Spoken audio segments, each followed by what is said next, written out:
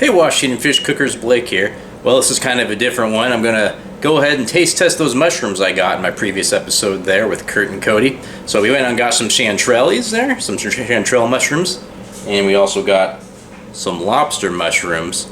And I have never tasted a lobster mushroom, so I'm gonna do a taste test, see which is best. I'm gonna rank them on these 4 categories here, and we'll just see who comes out on top. And in case anybody says, hey, how's this a Washington Fish Cooks lobster mushrooms?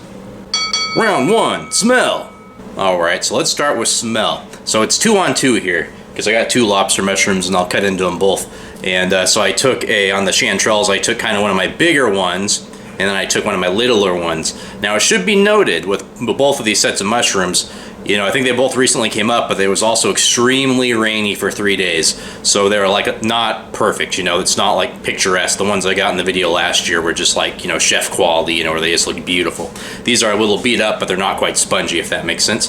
So I'm gonna go ahead and smell the chanterelles here, see how they do on the old, oh, there goes my washer. What they do, how they smell on the old smellometer here. Yeah, it's a nice earthy smell. The smaller one smells a little more fragrant because it was up, you know, a shorter amount of time, so that makes sense. It is a really delightful smell, though. It just smells like kind of like the forest floor. Now let's go ahead and smell both of the lobsters. This is the coolest looking lobster, but I also think it's might be the oldest because it's like slightly spongy.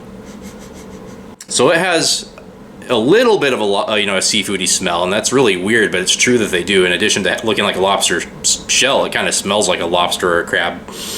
So that one just has like a very light smell, but it doesn't smell like much. Now the bigger one, the monster of a lobster here, it has a strong seafoody smell, but it smells great. Like, I love this smell. I'd make this smell into a candle.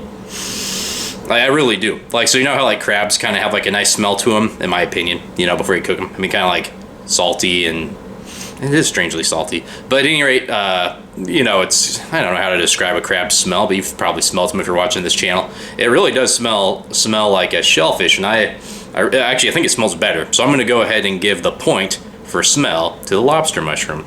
Round 2, texture. All right, so texture-wise, you know, a chanterelle here is, you know, they got the frills under here. They feel kind of neat.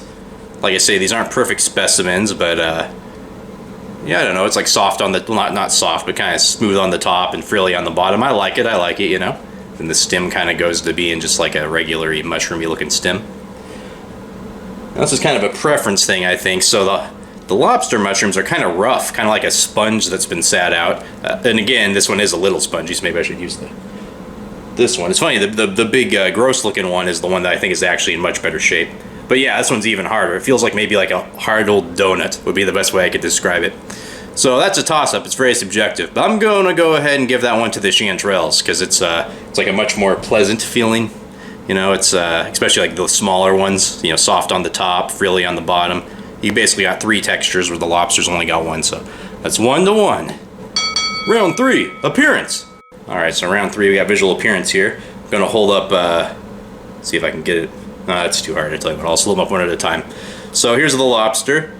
As you can see, a really cool red color. It kind of looks like a piece of coral or something, you know? It's when you see it off a trail, there is, I think it'd be, I'm not a mushroom expert by any means, you know, I have to go out with people who know a lot more than me, but I think it'd be pretty hard to confuse for another mushroom. Now, that could be a statement of ignorance, but at least where we are, I don't see anything else that's like bright red like this and, you know, very distinct in shape. Let's see, and then the chanterelle, I mean, they look really cool. So, you know, here's like an older one, and then here's a younger one. When they're young, they kind of looks like a regular sort of toadstool, you know, and they got the frills. Seems like their whole life, I guess, because they have them even when they're young. And, you know, then when they get bigger, they kind of do this. Kind of looks like a pancake that someone didn't do such a hot job flipping. So a very subjective call here, but I'm going to have to go with the lobster mushroom. So with the lobster, I mean, besides it being really easy to distinguish, I mean, it's just, there's not a lot of stuff that looks like this, and it's actually named partially because, you know, it smells and looks like a lobster shell, which is just kind of bonkers for something that's so terrestrial. And then I'd say another thing I'd give it is there are false chanterelles.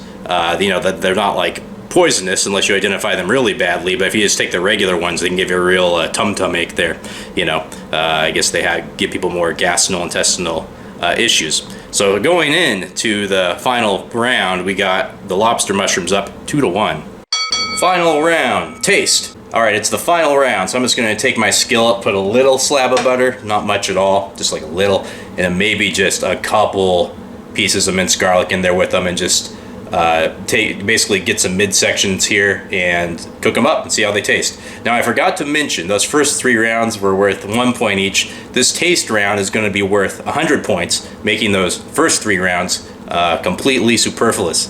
All right, sorry for the bonkers angle there. But that's about as best as I can do with that tripod. So I'm just going to take a piece of the lobster mushroom here and slice it cross section. Yeah, you can tell this one is not in good a shape as the other one. I think it's still fine and edible. You don't want to eat these after they're too far gone. It can give you some stomach issues. I think this one's still fine though. It's not like it's really mushy inside. Maybe a spot there I'll cut out. And then this is the better of the two, I can tell. It's, yeah, you could, oh wow. Yeah, you can tell. Oof. You know what, I'm just gonna eat this one. There's no need for me to risk eating a bad one. So let's see here. Do that.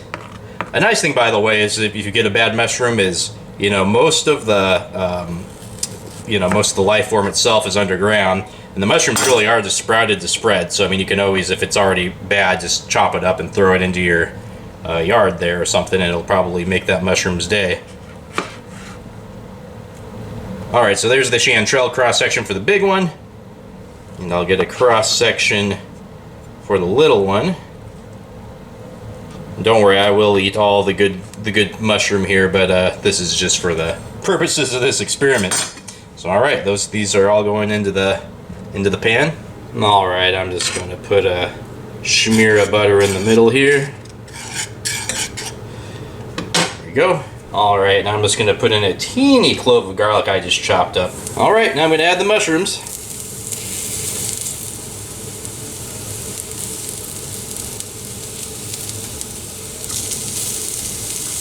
Now I should warn you as I'm cooking these, it is good to cook your mushrooms well. So raw mushrooms, like raw chanterelles, can definitely, probably will cause, gas, what do you call that?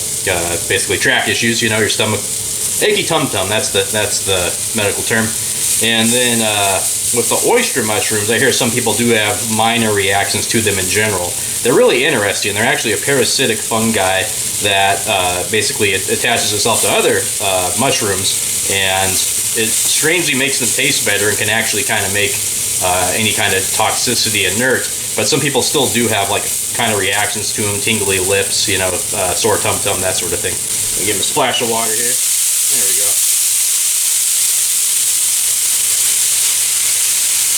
You know, it's funny because the lobster mushroom kind of looks like octopus, kind of looks like an octopus tentacle, you know. I'm sure I'll get the term wrong. What is it, taco, you know, whatever the, you know, what they call it in Japanese, octopus. I'm sure I didn't get that right. It really does look like, if you ever seen it, you know, the red kind of skin, and then just the white flesh of an octopus. Yeah, I'm not sure what I'm going to do with the lobster mushroom yet, but if I use it like I do with the chanterelles, I usually use it in some kind of sauce. I like to put chanterelles on halibut, like a halibut sauce. My buddy Lee turned me on to doing that, and they're a really good mix. Alright, here we go. They're both still pretty hot. Moment of truth. I will start out with the teeny chanterelle. Now, it's very good. You know, it tastes, this is going to sound bad, but it tastes kind of like half like woody forest floor in a good way. Like the essence, the same way in oysters, the essence of the ocean, whether you like them or not. This is like the essence of the woods. So it's like halfway between that and just kind of like a regular mushroom you'd find on a pizza. So, yeah, that's what the baby one tastes like. I think the big one has an even little bit of a better flavor. If you like portobello mushrooms, you know, kind of a bigger steak mushroom. The bigger one, you know, kind of has that texture. I personally prefer that one to the little one. Usually I don't take the little ones. I think we just got that one, you know, sometimes you get them by accident, or sometimes you'll cut them off, you know, and you'll get a little one. So I grabbed the littlest one there. Usually I'd leave the little ones for future mushroomers. Now this is exciting because I have never tried a lobster mushroom. You know, like I say, it kind of looks like octopus tentacle, you know, there. So, still smells seafood. It smells really good. It is hard to describe. I know why people just say seafood, because it just smells like seafood in general. I mean, sure, kind of like crab and lobster, but it smells kind of scallopy, I'd say. You know, it's kind of shrimpy. It's really hard to place, but it does have that smell. It smells great. Let's see. It's very good. It doesn't have the mushroomy texture. Maybe this one's a bit old. I don't think so. This one felt really firm. Apparently, the heavier they are, the better. And this was a very heavy one. It wasn't spongy. But the reason I say that is it just kind of is flaking apart in my mouth a bit. It's a little chewy, but it kind of comes apart. Whereas a chanterelle, and again, if you don't like mushrooms, you'll probably think this is gross, but if you do, you won't. They're a little more like, they're slimy in a good way. I don't want to say, because, you know, slimy sounds gross, like a bug or something, but you know, they don't have that. These don't have that mushroomy texture as much. Well, I gotta tell you, folks, I came in thinking that I would go with the lobster mushroom, but I think chanterelles win it. So I'm gonna go ahead and give chanterelles a, well, since there's no reason not to grade on a curve, I will give them 100 out of 100 for taste, leaving them with a final score of 101. And I will give the lobster mushrooms an 80 for taste. They're still great. I would use them all day in a variety of dishes, including anything I'd use a chanterelle on. So I put them on my halibut. I put them, you know, on my bird, you know, my small game bird. But I will give them an 80 out of 100, pretty much like a B minus. So that leaves them with a final score of 82. So winner there by almost 20 points is the chanterelle. So chanterelles are king of the forest, I guess, around here in the capital forest, Greater Olympia, maybe Pacific Northwest. Says me, guy who's taste tested 2 mushrooms. So thank you so much, and maybe next time on Washington Fish Cooks, I'll cook a real fish.